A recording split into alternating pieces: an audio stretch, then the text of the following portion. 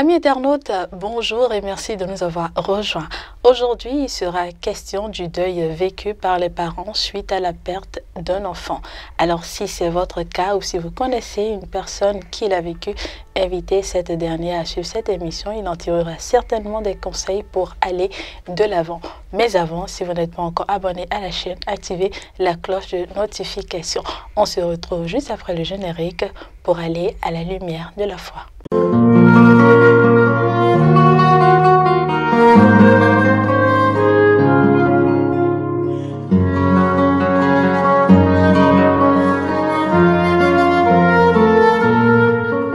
À la lumière de la foi, nous sommes avec le Père Jean-Baptiste Toupé, directeur adjoint du Centre diocésain des éditions et des médias, un habitué de notre plateau qui fouille la Bible pour nous. Père Jean-Baptiste, bonjour. Bonjour Marianne. Alors, dites-nous, dans la Bible, quels sont les versets ou les références qui font cas de parents ayant vécu un deuil suite à la perte d'un enfant? Merci Marianne. C'est une douleur que de perdre un être cher, nous le savons. On imagine donc la douleur d'un parent qui perd son enfant. Dans la Bible, cette réalité existe et Dieu ne laisse pas sans réponse face à un tel drame. Des parents qui perdent un enfant. Eh bien, on peut remonter au cas de Jacob, qui a perdu Joseph, vendu par ses frères. Il a cru cet enfant mort, il en a beaucoup souffert et il vivait dans une certaine crainte de perdre le petit frère de Joseph après. Avec David, au second livre de Samuel, nous le voyons se plaindre, gémir, pleurer à la suite de la mort de son fils Absalom. Or, Absalom avait pour projet de tuer David, son père, et de se saisir du trône. Malgré cela, le cœur de père de David s'est exprimé. Il a pleuré à l'annonce de la mort de son fils en disant « Absalom, mon fils Absalom, pourquoi ne suis-je pas mort à ta place ?» Oui, c'est un drame pour les parents. Et quand nous allons au second livre des rois, nous verrons le prophète Élie, envoyé à Sarepta par Dieu, qui a ressuscité le fils de la veuve de Sarepta. Il venait de donner la promesse de Dieu, point d'huile ne tarira dans la jarre, point de farine ne se videra. Mais quelques versets après, on nous dit que le fils de la veuve est tombé malade et il est mort. Le prophète lui-même, Élisée, s'est agenouillé et il a dit à Dieu, « Mais que me fais-tu ? Il faut bien que tu fasses quelque chose pour cette veuve. » Et en suivant les recommandations de Dieu, il a réveillé cet enfant. La mère en était heureuse. Ce n'est jamais un plaisir pour le bon Dieu de voir un homme mourir, encore plus un parent qui perd un enfant.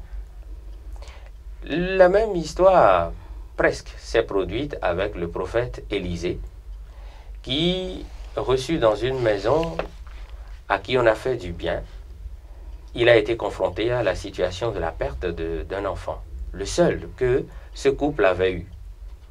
Il a prié et il a ressuscité, je peux dire, cet enfant, pour le grand bonheur de ce couple. Dieu est toujours là, il tend toujours la main à un parent qui vit un tel drame. Dans le Nouveau Testament, je nous donnerai 3 références. La première, dans l'évangile de Luc, quand Jaïr est venu voir Jésus, il était chef de synagogue, pour lui dire, ma fille est en train de mourir, viens lui imposer les mains. Avant que Jésus rejoigne la maison, on est venu lui annoncer la mort de sa fille. Et Jésus de le rassurer en lui disant, crois seulement. Jésus est entré dans sa maison et il a dit, Talita koum. Il a réveillé la petite fille. Le second exemple du Nouveau Testament, c'est la veuve dont le fils unique était décédé. Et Jésus, en passant, a arrêté le cortège funèbre, puis a réveillé le petit garçon et l'a rendu à sa mère. Vous imaginez la joie de cette maman. Et enfin, le tout dernier exemple dans Matthieu. C'est Rachel, comme dit Matthieu, après la mort semée par Hérode sur les enfants quand il cherchait à tuer Jésus, il est écrit que c'est Rachel qui pleurait ses enfants et ne veut pas être consolée. Un cri s'élève dans Rama. Le refus, cela entraîne la plupart du temps le refus de la consolation, le refus de faire le deuil, parce que c'est une douleur qui reste. Dieu n'est pas indifférent à une telle douleur.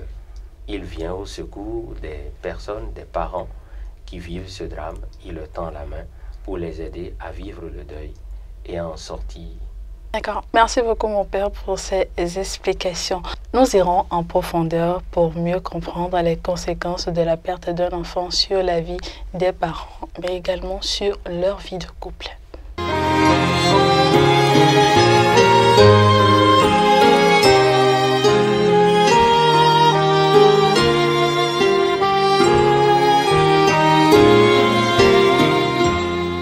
En profondeur, nous sommes aujourd'hui avec le père Achille Lamvuanon. Il est l'aumônier diocésain adjoint des hôpitaux.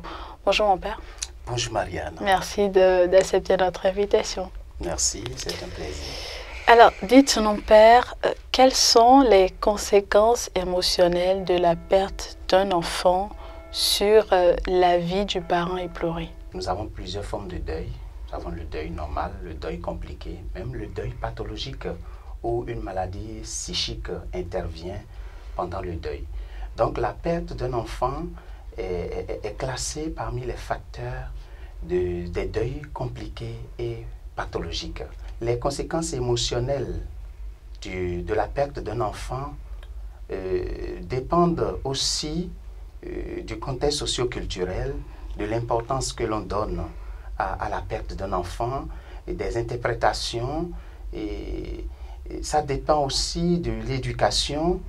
Et nous pouvons aussi dire que la perte d'un enfant, le vécu du deuil lié à la perte d'un enfant dépend aussi de la structure psychologique de l'individu confronté à cette situation. Lorsque vous avez certaines vulnérabilités psychologiques, cela peut compliquer le deuil jusqu'à rendre ce deuil-là pathologique. Donc, les conséquences émotionnelles que l'on retrouve souvent dans le cas de la perte d'un enfant, nous pouvons citer le regret, le déni du deuil, où le parent ou les parents refusent d'accepter cette perte, le regret, la culpabilité. Les conséquences émotionnelles peuvent aller jusqu'à des troubles de sommeil, des cauchemars, et puis ça peut aller jusqu'à des dépressions ou à une anxiété liée à la perte, liée à la peur de perdre un autre enfant, ou la vie de l'individu peut être dans son ensemble désorganisée à cause de cette perte-là.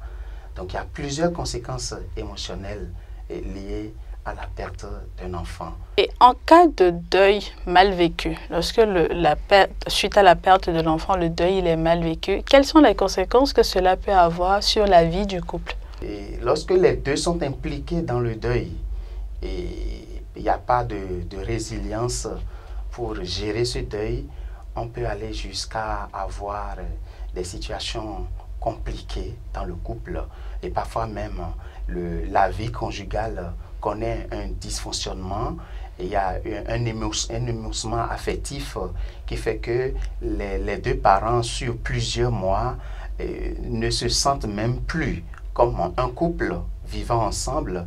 Ils sont tous les deux concentrés sur le deuil et il n'y a plus de chaleur affective, et ça peut même aller jusqu'à désorganiser la vie familiale, c'est-à-dire les deux parents dans ce deuil ignorent ou oublient la présence des autres enfants, et ça crée tout un dysfonctionnement familial.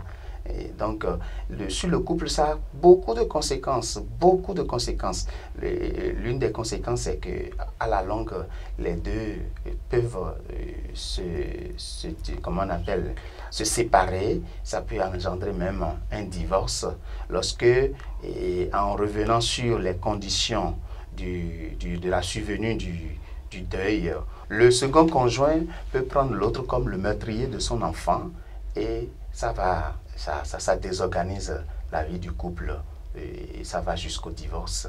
Ou alors, c'est les parents même qui s'impliquent dans cette situation et ça engendre un milieu infernal et qui ne permet plus au couple de vivre vraiment dans une certaine harmonie. Donc la perte d'un enfant n'est pas une situation banale pour les couples. Et nous sommes dans un contexte socio-culturel où la plupart du temps, les gens voilent les expressions. Les gens voilent les expressions de ces situations et plus on les voile, plus ça a de répercussions négatives sur soi et sur son milieu, sur son environnement et sur sa famille. Y a-t-il des voies et moyens qui pourraient permettre aux parents de bien gérer cette situation et aller de l'avant? La première chose que je peux dire à ce propos, c'est qu'il n'y a aucun deuil qu'il faut banaliser. Et il ne faut jamais se penser assez fort pour affronter un deuil. Et exprimer le besoin peut-être de parler à quelqu'un, de pouvoir exprimer ce que l'on ressent. C'est vrai que nous sommes dans un contexte où, en situation de deuil, on a tendance à étouffer l'expression des émotions. Mais il faut trouver les voies et moyens pour pouvoir s'exprimer, pour que l'individu puisse faire ressortir ces conflits intérieurs, ces conflits psychiques intérieurs liés à cette situation. La deuxième chose que je peux dire, quand on est confronté à la perte d'un enfant, il faut faire recours à des instances d'accompagnement.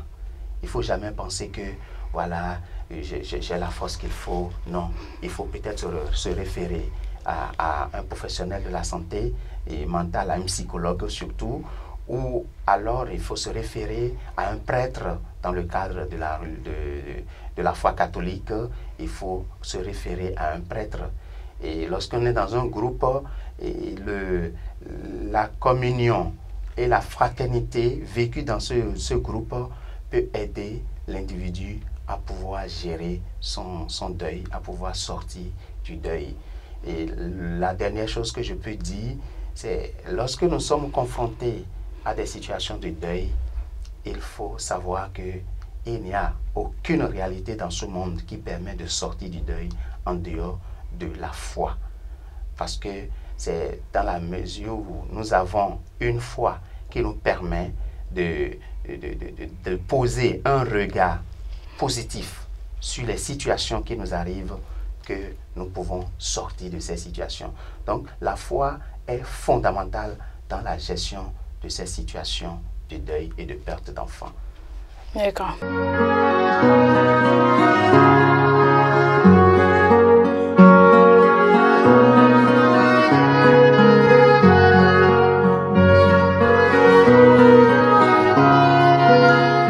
Pour la liaison, Père Jean-Baptiste, j'aimerais commencer par vous. Quel conseil avez-vous à donner à l'entourage? Parce que généralement, dans notre contexte socio-culturel, après, lorsqu'un enfant décède, on ne sait pas toujours comment accompagner les autres enfants de la famille, mais également comment accompagner les parents, parce que souvent, ce sont des laisse son âme reposer en paix, regarde les autres enfants qui sont là, ne pleure pas autant. Bon. Quel conseil avez-vous à donner à l'entourage? Merci Marianne, merci pour cette question. Elle me permet de dire une chose. Nous n'avons pas à refuser à quelqu'un qui a perdu son enfant d'exprimer ses douleurs, ou par les pleurs, ou par des propos. Le mieux à faire, c'est de l'écouter largement et de ne parler que très peu pour l'encourager. Dire par exemple, non, laisse tomber, pense aux autres enfants. Et tout ça, ça n'aide pas vraiment. Il faut écouter la douleur de la personne et parvenir à dire quelques mots pour l'aider. Dire aux enfants, non, un garçon ne pleure pas, ou dire, non, votre petit frère, il est au ciel. C'est vrai, on espère bien et on imagine que cet enfant est au ciel. Mais ça ne dit pas vraiment la vérité aux enfants.